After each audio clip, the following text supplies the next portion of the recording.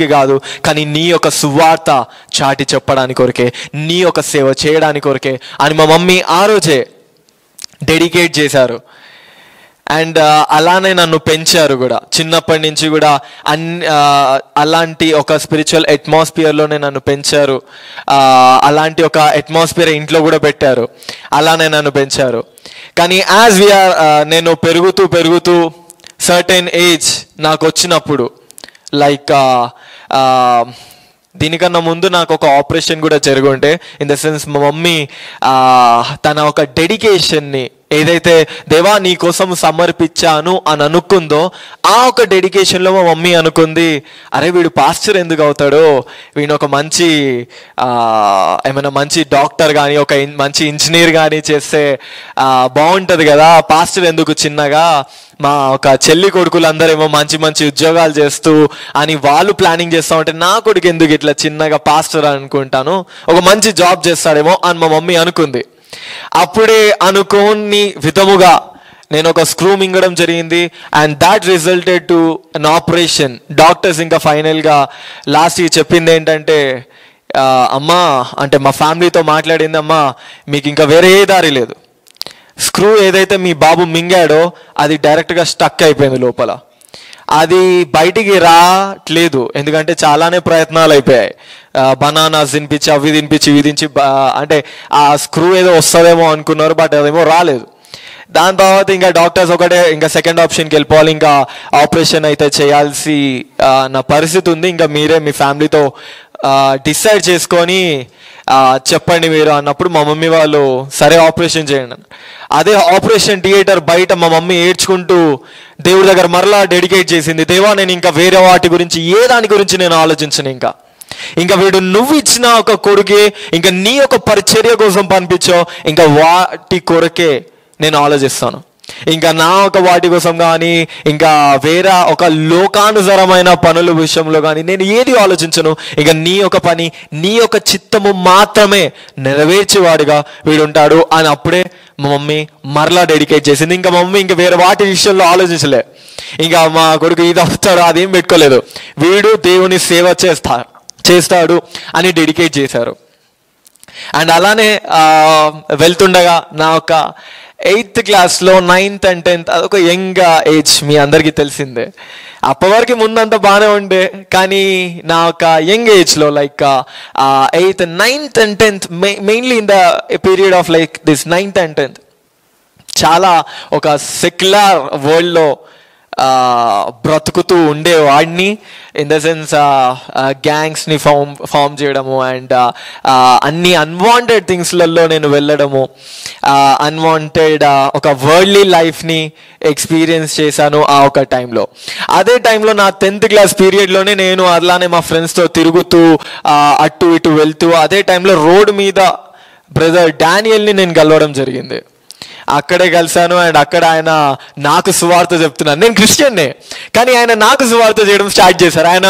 ఆయన బైక్ మీద నేను కూర్చున్నప్పుడు ఆయన నాతో మాట్లాడుతుంది, అనురాగ్ నేను ఇలాంటి దేవుని సేవ చేసేవాడిని అనేసి ఆయన పరిచర్య గురించి, ఆయన ఒక పనుల గురించి, ఆయన నాకు దేవుని గురించి ఇంకా మరలా మాట్లాడడం జరిగింది.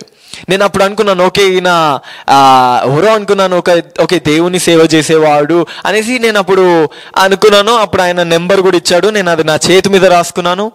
దాని తర్వాత ఇంటికి వెళ్ళిన దాని తర్వాత స్నానం చేసినాక అదేమో చేతి మీద రాసింది, అది పోయింది. కానీ కొంచెం మచ్చల్లాగా ఉండే, అదే నేను పేపర్ మీద ఆయన నెంబర్ రాసుకుని ఉండే.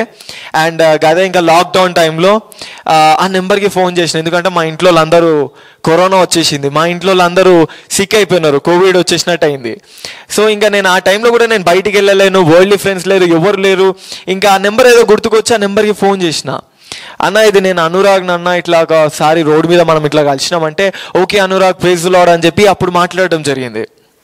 అప్పుడు మాట్లాడిన దాని తర్వాత ఆయన ఏం చేశారంటే నన్ను వేరే వేరే గ్రూప్స్లలో కనెక్ట్ చేయడం స్టార్ట్ చేశారు, ప్రేయర్ గ్రూప్స్లో కనెక్ట్ చేయడం స్టార్ట్ చేశారు. అండ్ అలా కనెక్ట్ అవుతూ అక్కడ నేను దేవుని వాక్యములోనికి ఇంకా నేను వెళ్ళడం జరిగింది, వాక్యములోనికి సమయం ఎక్కువ ఇవ్వడం జరిగింది, ప్రార్థనలో సమయం ఎక్కువ ఇవ్వడము జరిగింది. అండ్ దాని తర్వాత నేను దేవుడికి దగ్గర అవ్వడము జరిగింది.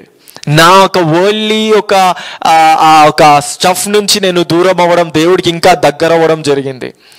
దాని తర్వాత అప్పుడు నేను డెడికేట్ అయిపోయా. దేవా, నేను నీ సేవ చేస్తాను, నీ పని చేస్తాను, నీ యొక్క సువార్త నేను చేస్తాను, నువ్వు నన్ను ఎందుకైతే పుట్టించావో అందుకు నేను నడుస్తాను, వాటి ప్రకారంగా నేను నడుస్తాను అని నేను ఆ రోజు ఒక డెడికేషన్ తీసుకున్నాను.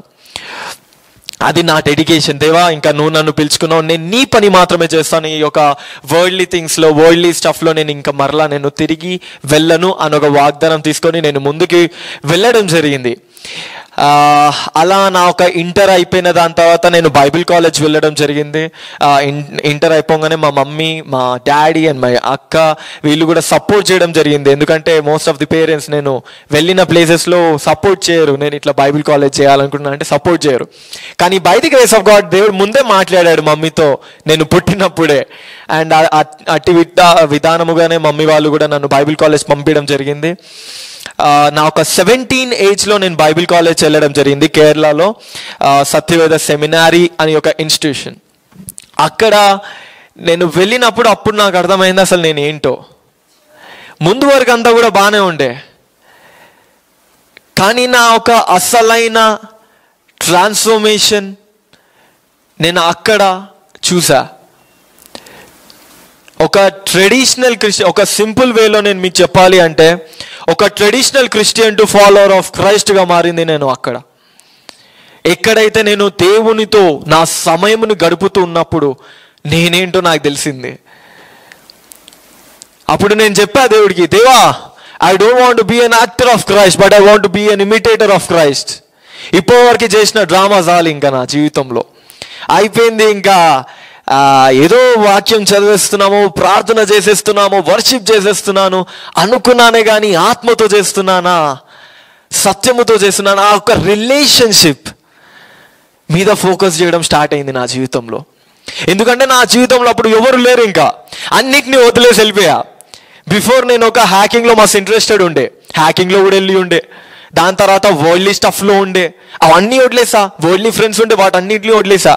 బైబిల్ కాలేజ్కి వెళ్ళినప్పుడు, దేవా, నాకు ఇంకా ఏమవుతు, నాకు నువ్వు ఒక్కడివే చాలు, ఈ జీవితంలో నాకు ఇంకా ఏమి వద్దు, నాకు నువ్వు మాత్రమే కావాలి. ఆల్రెడీ నేను చిన్నప్పుడు ఎప్పుడైతే మా మమ్మీ వేరే వాటి గురించి జస్ట్ అలా మనసులో ఆలోచించుకున్నప్పుడే నేను స్క్రూ మింగడం అలా జరిగింది. అండ్ దాని తర్వాత మా మమ్మీ ఇంకా వేరే వెనకాల తిరగలేదు. ఇక నేను ఇంకా అదే అనుకున్నాను, దేవా, నేను ఇంకా వెనకాలకు తిరగాను, నాకు నువ్వు కావాలి, నీ చిత్తము నాకు తెలియాలి, నీ చిత్తానుసారమైన జీవితము నేను జీవించాలనుకుంటున్నాను. దేవా, నాకు ఈ జీవితంలో ఇంకా ఏమీ వద్దు, కేవలం నాకు నువ్వు కావాలి. ఈ నటన జీవితం నాకు వద్దు దేవా, ఒక నిజమైన సంబంధము, ఒక అంట కట్టబడిన ఒక సంబంధము నాకు నీతో కావాలి దేవా అన్నప్పుడు దేవుడు ఒక మాట నాలో పెట్టాడు, Anurag, our relationship should not be like an hi and bye, but our relationship should be like love you and love you too. మా కాలేజ్లో ఒక టైమింగ్ ఉంటుంది, 9:30 to 10 o'clock ప్రేయర్ టైం అని. అదే టైంలో ప్రతి ఒక్క స్టూడెంట్స్ అందరూ రన్ చేస్తారు. 9:30 అవ్వగానే వెళ్ళంగానే అక్కడ పెద్ద షౌటింగ్ స్టార్ట్ అవుతుంది. 9:30 నుంచి 10 o'clock వరకు ఫుల్ ప్రేయర్ అనమాట. ఆ టైంలో కూడా అందరూ వాచ్ చూస్తూ ఉంటారు. 10 అవ్వగానే అందరూ ఇక స్లీప్. మళ్ళీ ఇంకా ప్రేయర్ హాల్లో ఇంకా మిగతా టైంలో ఎవరు కనిపించరు. దేవుడు నాతో మాట్లాడింది ఏంటంటే, అనురాగ్, ఆ 9:30 ఒక 10 o'clock వరకే కాదు, 9:30కి హాయ్ చెప్పి 10 o'clockకి బాయ్ చెప్తే అది రిలేషన్షిప్ అనరు. But I need a love you and love you to relationship. ప్రతి ఒక్క క్షణము ఆ సంబంధము కావాలి. అప్పటి నుంచి నా ఒక సంబంధము స్టార్ట్ అయింది దేవుడితో. నా ఒక ప్రేయర్ ప్లేసెస్ కూడా డిఫరెంట్. పైకి వెళ్ళేవాడిని రూఫ్ మీద, దేవా, నాకు ఇంకా ఏమి వద్దు, నాకు నువ్వు కావాలి, ఈ వాక్యము నాకు అర్థమయ్యేలాగా చేయదేవా. ఏదో ఇక్కడికి వచ్చేసాను, వీళ్ళు నాకేదో థియాలజికల్ సెమినారీకి వచ్చాను, అక్కడ నేను నేర్చుకొని ఏదైతే ఎక్కడ నేర్చుకుందో నేను చెప్పడానికి లేదు దేవా. I don't want be a traditional one, but I want to seek your face. I want your word. నువ్వు నాతో మాట్లాడదేవా, నీ వాక్యముని అర్థమయ్యేలాగా నాకు చేయదేవా, నాకు నువ్వు కావాలి అని నా ప్రార్థన ఉండేది. అలానే దేవుడు నన్ను నడిపించాడు. ఆ ఒక ట్రెడిషనల్ వేలో నుంచి ఒక నిజమైన క్రైస్తవుడిగా దేవుడు నన్ను మార్చాడు ఫస్ట్గా. దాని తర్వాత ఆయన ఒక సేవకుడిగా నన్ను మార్చుకున్నాడు.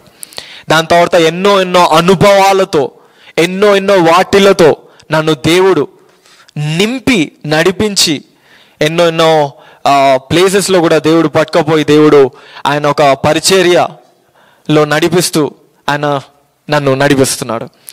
ఈ యొక్క కొద్ది సమయం బట్టి దేవునికి మహిమ కలుగును గాక. First I thank God and I also thank our pastor Kamal అన్నయ్య, and I also thank you all for this valuable time for me. Praise the lord.